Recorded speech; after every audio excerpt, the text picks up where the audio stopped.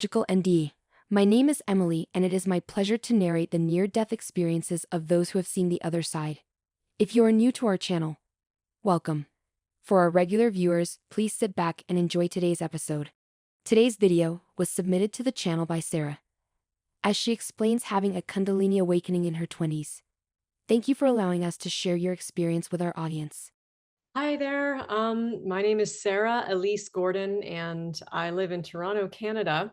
I'm actually a professional astrologer. I work with clients all over the world, and I practice something called evolutionary astrology. So I help people figure out and remember their birth plan, why they came to the planet, what they came here for, all of that stuff.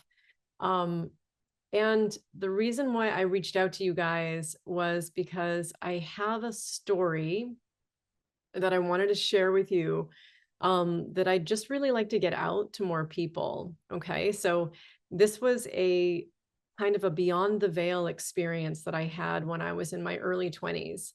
And this is like a pivotal moment in my life where I was going through a massive Kundalini awakening. Like it was insane. Like the energy that was just bursting through my body and blasting through all my chakras was palpable, powerful. My third eye opened. I became multidimensional in my consciousness.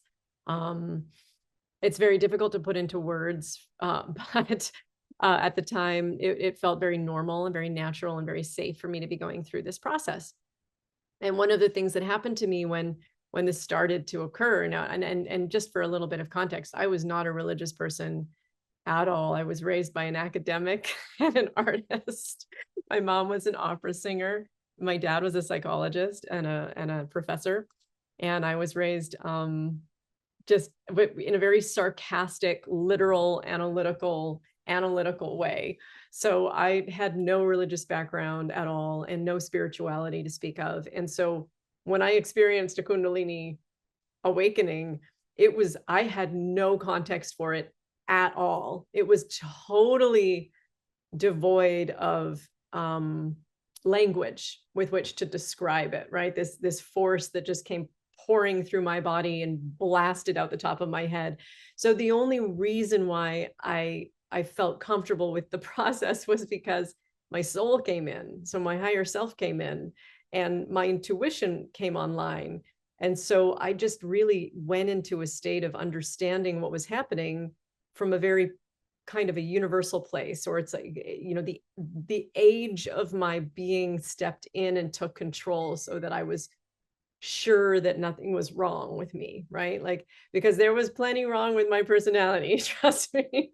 I'd had like a raging eating disorder from the time I was 15 years old. I was super insecure. I was miserably neurotic. Like there were a million things wrong with my ego at the time. And for my soul to come in and just and stabilize and ground and link up and guide me was profound, and it was quite a remarkable experience. So anyway, during this time, a number of teachers came to me, and I started to devote my life to practice of multiple varieties, mostly meditation, qigong, a lot of nature immersion. I spent hours every day in the forest and hours every day meditating, like truly.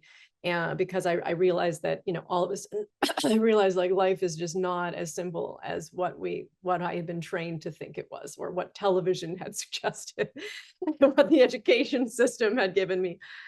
So I was bound and determined to figure out what was going on, and to find the language with which to describe it. So I started to devote myself to disciplines and practices. And as part of that practice, I met a teacher who I started working with, and that teacher was a very, very evolved, and I'm not even sure, I tend to call him an elemental shaman, because he worked with elemental magic. So he worked with energy, and he taught us to run elemental current through the chakra system, through the nadis, through the meridians, how to merge with elemental frequency, and how to clean and purify our bodies, and then go beyond ourselves and become one in consciousness with whatever was around us. And So I worked with him for about a year, and by the end of this process, I was starting to get very depressed, actually, because I was starting to like dissociate from society. I was in third year university, um, quote unquote normal by by everybody else's. Everyone looking at me from the outside would have thought nothing was going on, right? I wasn't talking about it. I wasn't sharing it. I was very, very private. And I was starting to get extremely messed up, and I couldn't describe it. But my teacher, who I've been working with, regularly for a year, saw what was going on. And he invited me to do some private work with him because he sort of had a sense that I needed a breakthrough of some kind, or I was at a pivotal moment where I needed to kind of move beyond some level of consciousness where I was getting stuck. And so we did some work together, which included like an enormous amount of kind of physical, energetic body work and meditation. And I don't even to this day remember how this happened, but I was removed from my body. I can't remember how it happened. The next thing I know, I was out of my body at a point of consciousness that I can only describe as being at a meridian outside of the orbit of our Earth. So I'm sitting outside the orbit of our Earth, looking down at the planet, and I am just the energy of it. I'm just energy.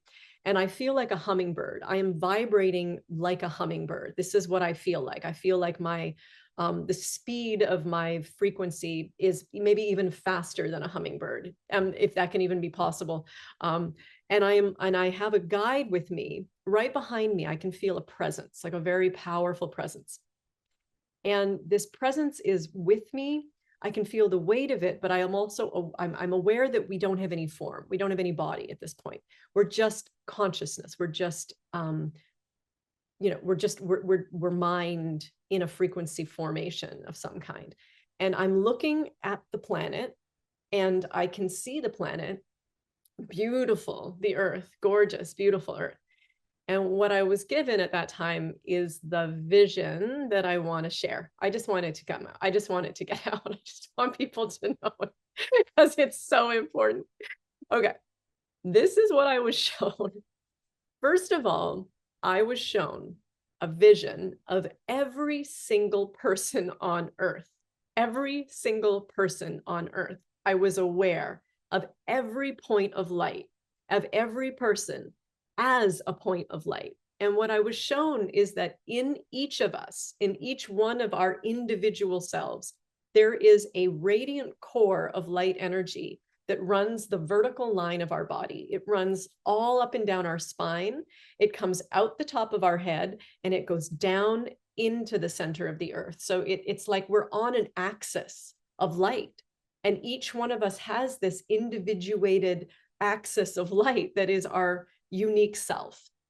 And what I was shown was that, and this is so specific, but what they told me was there is enough on this planet for everybody. Literally, there is enough abundance on this planet for every single soul who is here. And what I was shown is that the only reason we experience lack is because most of us have been broken in our vertical line right here. There's when this point right underneath, right at the like underneath our breastbone, right this point right here, when it's broken, what it does is it disconnects us from the line, and our conscious awareness becomes looped in only this part of our energy body. This part of our energy body is ruled by the first three chakras. And I later, through studying the ancient wisdom teachings, understood what that means. The first three chakras resonate with the mineral kingdom, the animal kingdom, and the vegetable kingdom. And so when we are looping around in these first three chakras, we experience a sense of separation from the universe, and we experience an identification with what we have been programmed as our beliefs about ourselves, I call it the drama trauma. We get stuck in our drama trauma. We get stuck in our fear. We get stuck in greed. We get stuck in a belief that there's not enough for us and that we have to compete. The second that we have a belief about that, the second that we disconnect from our divine line and move into a subjective identification with lack, fear, greed, pain, suffering, all of these identities that we create in the lower self, we create it, we manifest it. It comes to us because we're vibrational. So we get stuck inside of a story that's not true, but becomes a nightmare. It's almost like we dream a nightmare. We dream a nightmare, okay?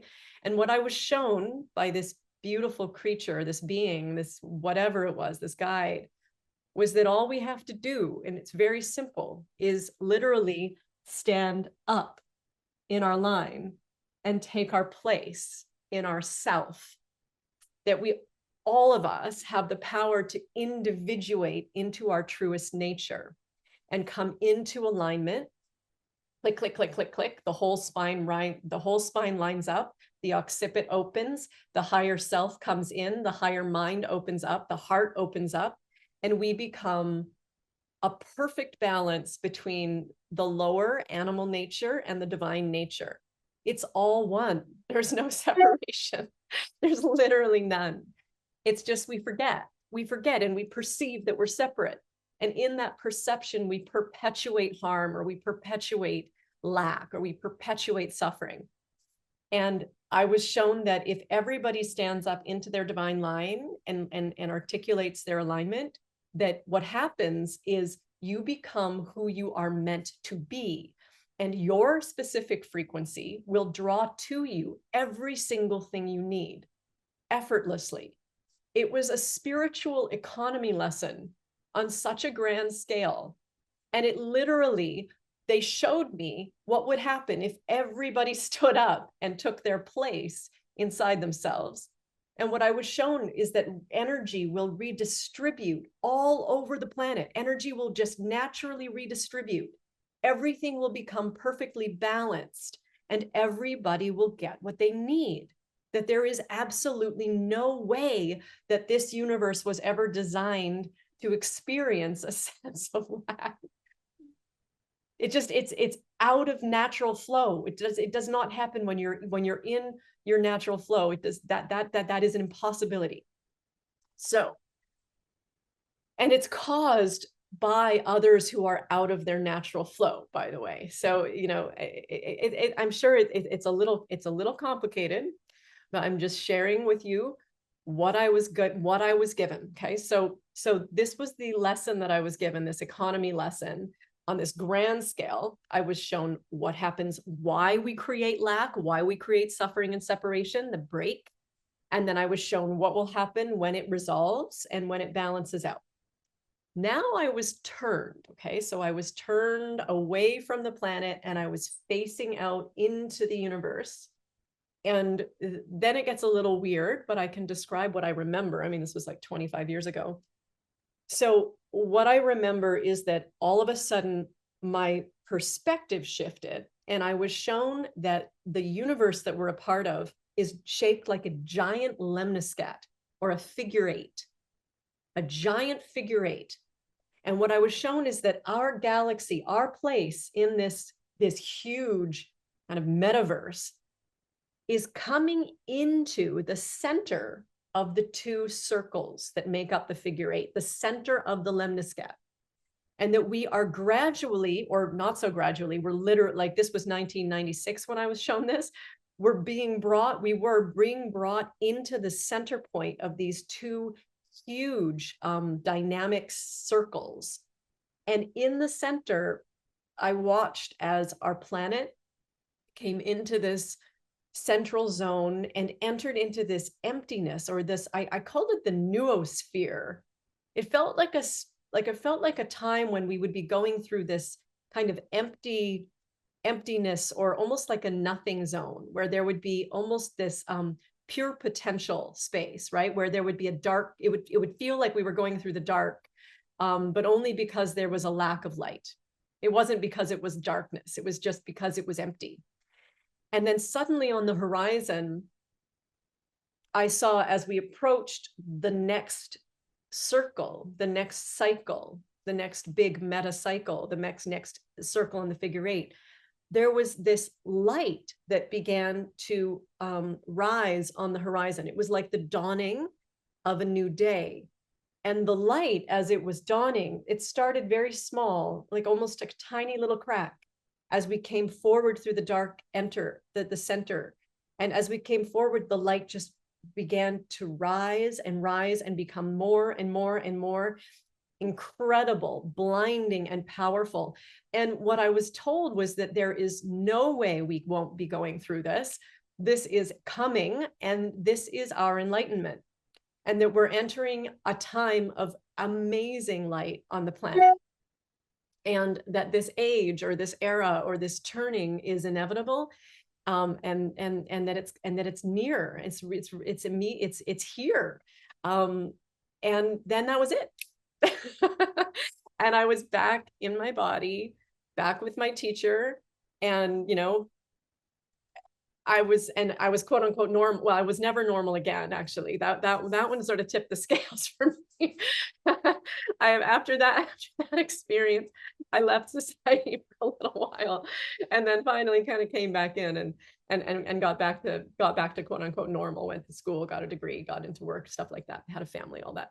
So but that vision has been the guiding light or the mission statement of my whole life. It's the mission statement of my work. It's the mission statement of my career. And it's been the thing that I have aimed to fulfill in myself, right? That alignment. And as we walk through these times of chaos and darkness, and as I watch all over the planet, clients all over the planet coming into their own personal experience of awakening and a realization, self-realization, and remembering of who they are, I have this hope that the second part of the vision was true. And in 2020, I was privileged to be invited into a conference of Indigenous leaders from all different walks of life. And I was not one of them. I was just attending the conference and listening. It was all online. It was during COVID, and I was just listening to the lectures. And I caught one of the lectures by a man, an elder from a Mayan tribe, and he was beautiful. He was very old, and he started to speak, and he started to share the prophecies of his people. And no word of a lie, he spoke my vision. He even spoke this part that I didn't share with you. Sorry, I forgot. But during the time when we were walking through the center of the Lemniscat, during this noosphere time where everything was dark and potentialed, everything was empty, I could see all of these little souls on the planet, like jumping out of this dimension and disappearing. It was almost like they were using this vortex that was created by the center of these two huge circles, that there was somehow this magical moment where souls could incarnate onto the planet and then get off of this dimensional, like get out of this dimension into a different place. Like these cosmic fleas, I called them. They were dimensional travelers, and they came here intentionally to leave. So that's a little wacky, right? This man sat there in this conference and told the entire story, including the figure eight, the dawning of the new time, the new age, and the beings who were incarnating to leave. And so I'm sitting there in 2020, I'm like, oh my God, like I've never told anybody of this vision. I've never spoken a word of it. I've never read it in any book. And here is this man telling me this prophecy, almost word for word of what I experienced. So this is what I wanted to share. And I found your channel. I'm interested in getting this out there. If you are interested in this story, I'm happy to put it together for you. Okay. If you're not, that's fine as well. You just let me know. I'm going to send this video off to you. Bye-bye. Thanks for watching today's episode. Please don't forget to give us a like and subscribe. We'll see you next time.